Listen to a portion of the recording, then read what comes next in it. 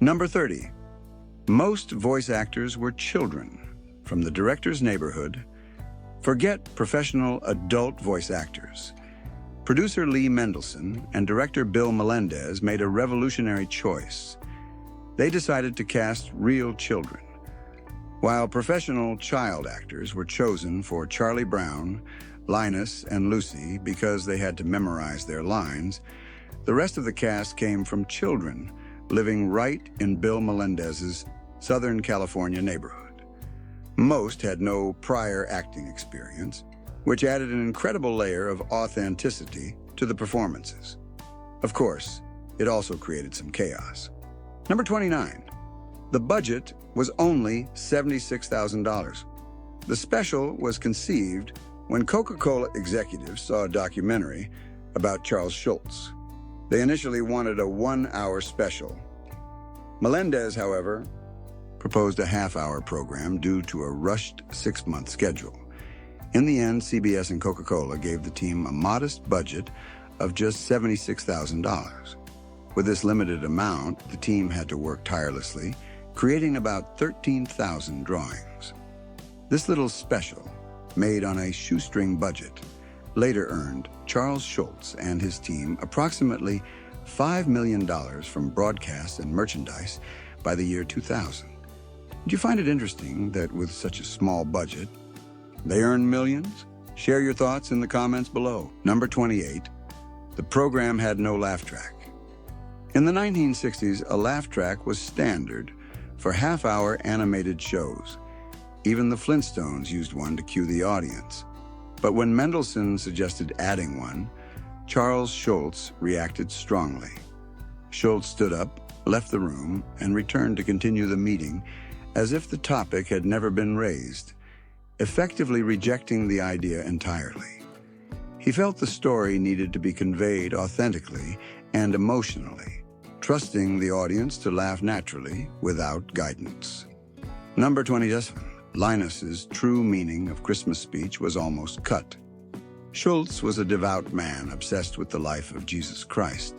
He insisted the script include religious undertones, specifically an excerpt from the Gospel of Luke about the birth of Jesus. When Mendelson saw the full 1-minute speech directly from the New Testament, he worried it might make advertisers uneasy and narrow the audience. Fortunately, the speech was ultimately retained, becoming one of the most iconic and essential moments of the special. Number 26. Mendelson wrote the lyrics in 15 minutes, but Schulz hated them.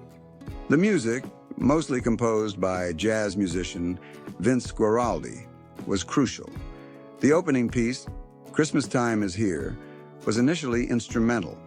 Producer Lee Mendelson couldn't find a lyricist in time, so he wrote the lyrics himself in about 15 minutes on an envelope. Although Schulz allowed Mendelson to handle the music, he later admitted he did not like jazz and thought the soundtrack was terrible. Despite Schulz's dislike, Guaraldi's jazz score became timeless. Number 25. CBS hated the film. Though a holiday classic now, its first airing faced strong opposition. After a test screening just 3 weeks before broadcast, CBS executives hated it. They felt the program was too slow, lacked energy, and wasn't festive enough. One executive even claimed it would be the first and last Charlie Brown special. Despite the opposition, the special aired on December 9th, 1965, and became a massive hit. Do you watch this program every Christmas? Share your tradition in the comments below. Number 24. A Charlie Brown Christmas reduced aluminum tree sales. In 1965, shiny, easy-to-assemble aluminum Christmas trees were a popular trend in the U.S. The special, however, strongly influenced public opinion. Charlie Brown refuses to buy an artificial aluminum tree, choosing a small, humble real tree instead, criticizing the commercialization of Christmas. As a result, sales of aluminum trees plummeted, and by 1970, the company that produced them ceased production. Number 23. Snoopy's house was blue. A surprising detail, In the 1965 special, Snoopy's iconic doghouse was designed in blue instead of the familiar red. This color matched the animation style of that period. In later specials, it consistently appeared red, but this blue doghouse remains an interesting highlight in Peanuts history. Number 22. Official performance rights were only recently granted. Before 2013, staging a local school or theater performance of A Charlie Brown Christmas often lacked official licensing, putting producers at risk of copyright violations. Official rights were only granted recently, though some restrictions remain, such as prohibiting the use of Snoopy costumes. Number 21. Charles Schulz conceived most of the ideas. Schulz, the creator of the Peanuts comic strip, played a key role. He personally wrote the script, proposing Charlie Brown's small, modest tree as a symbol of sincerity and simplicity. Number 20. The idea of adapting Peanuts to animation wasn't initially welcomed. Schulz was reluctant to adapt Peanuts into animation after its debut in 1955. He humorously replied to fan letters asking for a TV show, saying, "There are more wonderful things in life than TV cartoons." He only started collaborating with Bill Melendez for a series of Ford Falcon commercials, which established the trust needed for the special. Number 19. Lucy Only Once Called Charlie, by an incomplete name. Lucy Van Pelt usually uses Charlie Brown's full name, reflecting her critical attitude. However, in this special, Lucy surprisingly calls him just Charlie, once. This is the only time in the Peanuts special series that Lucy uses this nickname, a unique, subtle moment of amusement. Number 18. Snoopy's voice is just meaningless sounds. Schulz insisted that Snoopy, being a dog, should not have dialogue. Director Bill Melendez personally created Snoopy's non-verbal sounds, barking and panting, and then sped up the recording to create the charming, recognizable voice we know. Number 17. It became an annual Christmas program. After its successful broadcast, A Charlie Brown Christmas became an indispensable annual tradition. It aired continuously on the same channel from 1966 to 2000 on CBS. After 2001, the rights transferred to ABC, continuing the annual tradition until 2019. Number 16. Animating Charlie Brown's head was a major challenge. Schulz designed Charlie Brown with a distinct, perfect round head. Turning this round head in animation was difficult, and his short arms couldn't reach his head to perform gestures like scratching, adding complexity to his actions.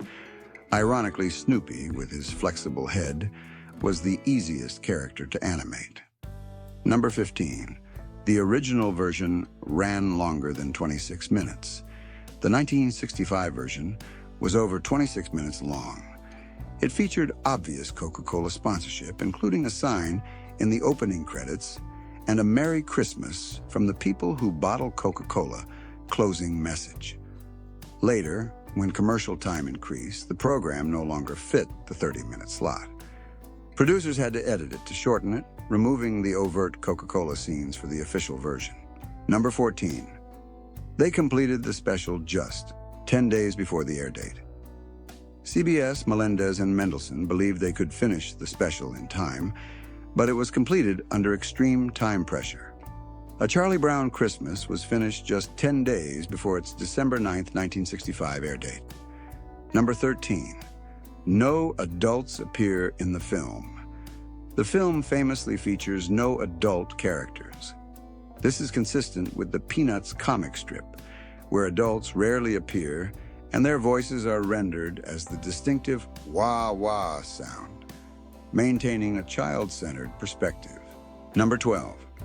They had to create new personalities for the characters. Since the characters only existed in print, the team had to create distinct voices. Charlie Brown was given a bland voice to reflect his quiet nature, while Lucy had a bold, confident voice.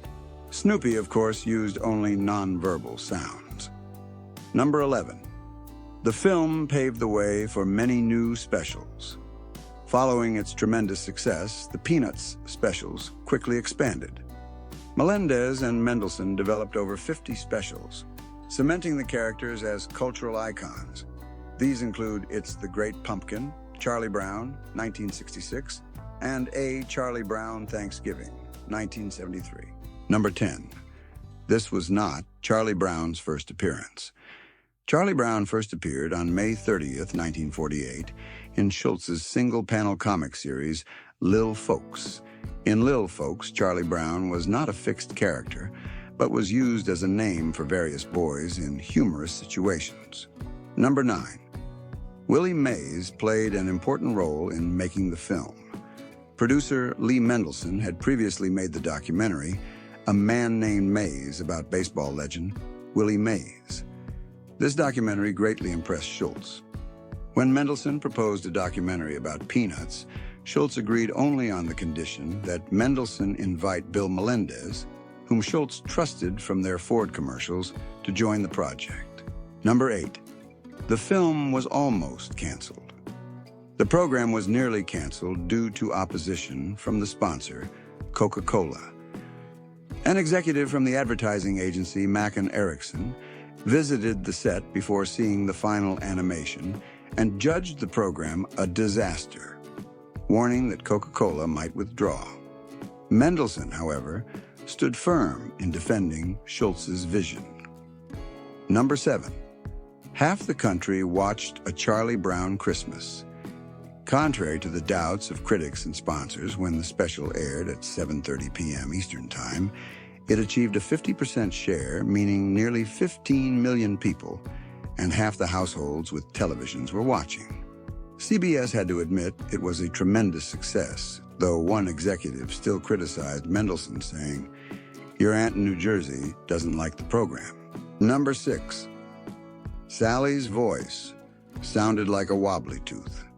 When voicing Sally, the 6-year-old voice actress had a wobbly front tooth.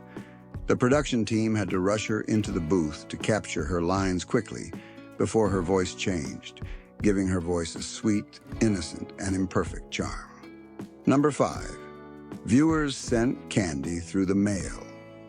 Audiences truly felt Charlie Brown's sadness when he received only a small rock while trick-or-treating. This emotion was so powerful that after the airing, families mailed actual candy to the production office, trying to make up for the animated character. Have you ever felt so moved by a fictional character that you wanted to help them? Share your thoughts in the comments below. Number 4. Charles Schultz was embarrassed by one scene. Schultz emphasized consistency, but a continuity error in a scene where Charlie Brown stands near his Christmas tree embarrassed him. The branches seemed to grow inconsistently between shots. Schultz criticized the two animators responsible, claiming they failed to communicate. Number 3. Children received free VHS copies in 1993. In 1993, Knott's Berry Farm gave away free VHS copies of A Charlie Brown Christmas to children during a holiday event. These VHS tapes were completely intact, with no previews, no ads, no studio logos, and no FBI warnings. Number 2. Won an Emmy Award. The film won the Primetime Emmy for Outstanding Children's Program in 1966. This official recognition affirmed the show's exceptional quality and cultural influence, especially considering the tight production schedule and limited budget. Number 1, completed in 6 months. The production team had only about 6 months to complete the half-hour special. Most of the team had minimal experience in the field, working on a limited budget and a completely new project. Yet they created one of the most enduring and beloved specials ever, from small details like Snoopy's house color and the real child voice acting, to Vince Guaraldi's jazz music and the profound message about the true meaning of Christmas. A Charlie Brown. Christmas is not just a cartoon. It's a testament to creativity, perseverance, and timeless emotional moments. What about you? Which fact surprised you the most? That CBS hated the film, or that a small cartoon crushed the aluminum tree industry? Share your thoughts in the comments and let us know your favorite Christmas memory from 1965. And don't forget to subscribe for more fascinating insights into classic films and behind-the-scenes stories.